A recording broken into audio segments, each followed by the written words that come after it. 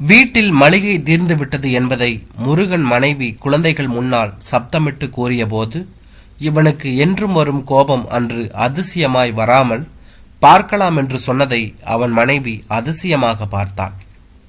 பார்க்கலாம் என்று சொல்லிவிட்டானே தவிர அண்ணாச்சி கடை முன்னால் தலையை சொரிந்து அவநம்பிக்கையுடன் தான் நின்றான். அண்ணாச்சி என்று இழுத்தான். என்ன பம்புக்காரரே, பாக்கி இந்த மாசம் அப்படியே நிக்கி என்று முன்னெச்சரிக்கையாக அவர் இழுக்க, இந்த மாதம் மழை நிறைய பெஞ்சிருச்சு அண்ணாச்சி, அதனால் மோட்டார் பம்பு வேலை கம்மியாக தான் வந்துச்சு. அடுத்த மாதம் மழை வெறிச்சா கண்டிப்பாக மோட்டார் வேலைக்கு கூப்பிடுவாங்க. மொத்தமாக கணக்கை முடிச்சுக்கிற போகிறேன் அண்ணாச்சி குலைந்தான். இந்த மாதிரி எத்தனை பேர் சொல்வதை அண்ணாச்சி கேட்டிருப்பார். சரி சரி, சீக்கிரம் முடிக்க பார்க்குற வழியை பாரும் என்று அடுத்த ஆளை பார்க்க போனார். இவன் அவசர அவசரமாக அண்ணாச்சி இப்போ கொஞ்சம் மளிகை கொடுத்தா நல்லா இருக்கும் என்று இழுத்தான். அண்ணாச்சி முகத்தை தூக்கவில்லை என்றாலும் குரலில் கடுமை ஏற்றி, இப்படி வாங்கிக்கிட்டே இருந்தா பின்னாடி எப்போ கொடுப்பீரு என்றவர் கடைப்பையனை கூப்பிட அவன் இவன் அருகில் வந்து கையை நீட்ட இவன் தயாராய் கையில் வைத்திருந்த மளிகை பட்டியலை அவன் கையில் திணித்தான். ஒரு வழியாக மளிகை சாமான்கள் கட்டப்பட்டு இவன் சைக்கிள் கேரியரில் ஏறி வீடு வந்து இறங்கிய போது இவன் குழந்தைகள் இவனை சந்தோஷமாக பார்க்க இவன் மட்டும் கடன் பாக்கி அண்ணாச்சி கடையில் இரட்டிப்பானதை நினைத்து மனதுக்குள் வருந்தி, மளிகை பிரச்சனை முடிந்தது, அடுத்த பிரச்சனை என்ன வருமோ என நினைக்கும் போதே பிரச்சனை வீட்டுக்காரர் ரூபத்தில் இவனை கதவை தட்டியது. 3 மாசமாச்சு வீட்டு வாடகை கொடுத்து, சீக்கிரமே காலி பண்ணிடுங்க, இந்த மாதிரி மாசம் உங்களோட தொங்க முடியாது. வீட்டுக்காரரின் கர்ண கொரூர குரல் வீட்டை சுற்றி உள்ள அத்தனை குடித்தனக்காரர்கள் காதுகளுக்கும் சென்றது. இது ஒரு எச்சரிக்கை என்பது வீட்டுக்காரரின் எண்ணம். ஆனால் அவமானத்தில் குன்றி போனது முருகனின் மனம். இன்னும் 1 வாரம் பொறுத்துக்குங்க, 3 மாசம் வாடகையும் செட்டில் பண்ணிடுறேன் கெஞ்சினான். இது மாதிரி 1000 முறை சொல்லிட்டேன், ஆனால் வாடகை தான் வந்த பாட்டை காணும். இன்னும் 1 வாரம்தான் டைம், அதுக்குள்ள வாடகை வரலன்னா தயவுதாட்சனை பார்க்க மாட்டேன். அடுத்த வீட்டை பார்க்க போனார் வீட்டுக்காரர். 10 ஒண்டு குடித்தனம் கொண்ட வீடுகளுக்கு அவர் முதலாளி. தன்னை போலவே பக்கத்து வீட்டுக்காரர்களுக்காக வருத்தப்பட்டது இவன் மனம். அதே நேரம் இந்த 3 மாத வாடகை பணத்தை எப்படி புரட்ட முடியும் என இவன் மனம் மலைக்க தொடங்கியது. அடகு வைக்க தன் மனைவியிடம் ஏதேனும் நகை இருக்குமா என நினைத்தான்.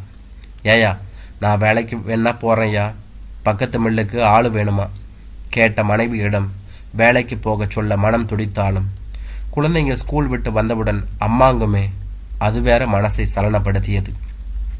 காலையில் இவன் தொழில் செய்யும் இடத்திற்கு சென்றபோது பக்கத்து வீட்டுக்காரர், முருகா, நம்ம கந்தசாமி அவங்க தோட்டத்தில் மோட்டரில் தண்ணி ஏற மாட்டேங்குதான், இப்போதான் ஆள் வந்து சொல்லிட்டு போச்சு. அவர் சொன்னவுடன் சந்தோஷத்துடன் சைக்கிளை மிதித்தான் முருகன். அவனுக்கு மளிகை பாக்கி, வீட்டு வாடகை அனைத்தும் ஞாபகத்துக்கு வந்தது. ஏனென்றால் கந்தசாமி அவர்கள் கொஞ்சம் தாராளம், கை நிறைய கொடுப்பார். அதனால் அவர் தோட்டம் 3 கிலோமீட்டர் என்பது அவனுக்கு பெரிய தூரமாக தெரியவில்லை. வேலை முடிய நடு இரவு ஆகிவிட்டது. மோட்டார் உள்ளேயே பழுது ஆகியிருந்தது. அவனே டவுனுக்கு போய் எல்லா சாமான்களையும் வாங்கி வந்து மாட்டி மோட்டார் ஓடி தண்ணீர் தோட்டத்தில் பாய்ந்த பின்னரே இவனுக்கு அப்பாடா என்று இருந்தது. நினைத்தது போலவே அவனுக்கு திருப்தியாய் பணம் கொடுத்தார். கவுண்டரிடம் சொல்லிவிட்டு கிளம்பும்போது, ஏண்டா இந்த நேரத்துக்கு போகணும்னா என்னடா அவசரம், உன் வீட்டுக்காரிக்கு ஃபோனை போட்டு காலையில் வர்றேன்னு சொல்லிட்டு இங்கேயே படுத்து எழுந்திரிச்சு காலையில் போ என்று அக்கறையாய் சொன்னவரிடம், இல்லைங்கய்யா நான் கிளம்புறேன் என்று சொல்லிவிட்டு வேகமாக சைக்கிளை மிதித்தான். கொஞ்ச தொலைவு வர வர இருள் கண்ணை மறைக்க ஆரம்பித்தது. பயம் வேறு மனதில் ஊற்றெடுக்க ஆரம்பித்தது. 2 கிலோமீட்டர் வந்திருப்பான். திடீரென்று ஒரு பைக் இவனுக்கு எதிராக வந்து இவனை வழிமறித்தாற் போல நின்றது. அதிலிருந்த இருவரும் இறங்கி இவனை நகர விடாமல் பிடித்து கொண்டார்கள். ஒருவன் கையில் வைத்திருந்த கத்தியை காட்டி குத்தி விடுவது போல வைக்க, மற்றொருவன் முருகனின் சட்டை பைக்குள் கையை விட்டு துளாவியவன் முகத்தில் பெருத்த ஏமாற்றமே இருந்தது. ஒரு சில துண்டு பீடிகளும் கொஞ்சம் சில்லறை காசுகளுமே தட்டுப்பட்டன. ஏண்டா நாயே, ஒன்றுமில்லாமல் இந்த நேரத்துக்கு இங்கே எதுக்கடா சுத்தர, ஓங்கி ஒரு அறை விட்டு ஓடுறா நாயே என்று விரட்டி விட்டார்கள். என்ன நடந்தது என்பதை கூட கிரகிக்க முடியாமல் இருந்த முருகன் விட்டால் போதுமென்று தாறுமாறாக சைக்கிளை மிதித்தான். கொஞ்ச தூரம் வந்த பின்னரே அவன் தண்ணீரை பெற்றான். ஆமாம், கவுண்டர் கொடுத்த பணத்தை சட்டப்பையில் தானே வச்சோம். பிறகு எப்படி இவர்கள் கையில் கிடைக்காமல் போயிற்று? அவனுக்கு கவலை வந்து சூழ்ந்தது. பணம் என்னாச்சு? வழியில் பணத்தை தவற விட்டு விட்டோமா? கவுண்டர் தன் கையில் பணத்தை கொடுத்ததும் தான் அதை சட்டைப்பையில் வைத்ததும் நன்றாக ஞாபகம் வந்தது. அதன் பின்பு எப்படி பணம் தன் சட்டைப்பையில் இருந்து மறைந்தது? திரும்பி சென்று வழியில் தேடி பார்ப்போம் என்றால் திருடர்களை நினைத்து பயமாக இருந்தது.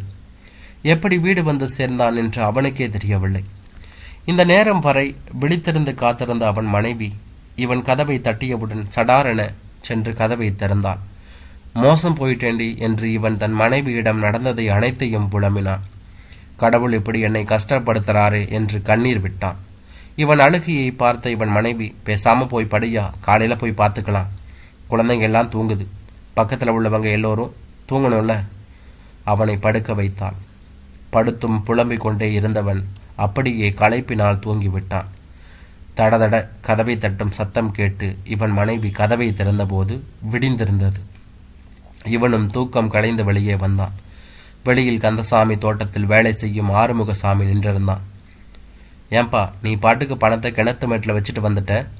நல்ல வேலை, அங்க கவுண்டர் போனதுனால பார்த்தாரு, இல்லைன்னா கிணத்துக்குள்ள உன்னுடைய பணம் விழுந்திருக்கும். வெள்ளனை கொண்டு போய் கொடுத்துடுறேன்னு கவுண்டர் என்னை அனுப்பிச்சாரு என்று அவன் சொன்னான். அப்பொழுதுதான் இந்த முருகனுக்கு ஞாபகம் வந்தது. ரிப்பேர் முடிந்து மோட்டார் தண்ணி எடுத்து வெளியே விடும்போது இவன் கை கால்களை கழுவச் சென்றதும் பணம் திடீரென தண்ணீரில் நனைந்துவிடும் என்று சட்டைப்பையிலிருந்து எடுத்து கிணத்து மேட்டில் வைத்ததும் பின்பு அதை மறந்துவிட்டு கிளம்பியிருக்கிறோம் என்பதும் அவனுடைய ஞாபகத்துக்கு வந்தது. மனசெல்லாம் அவனுக்கு மகிழ்ச்சி. உழைத்த பணம் அல்லவா?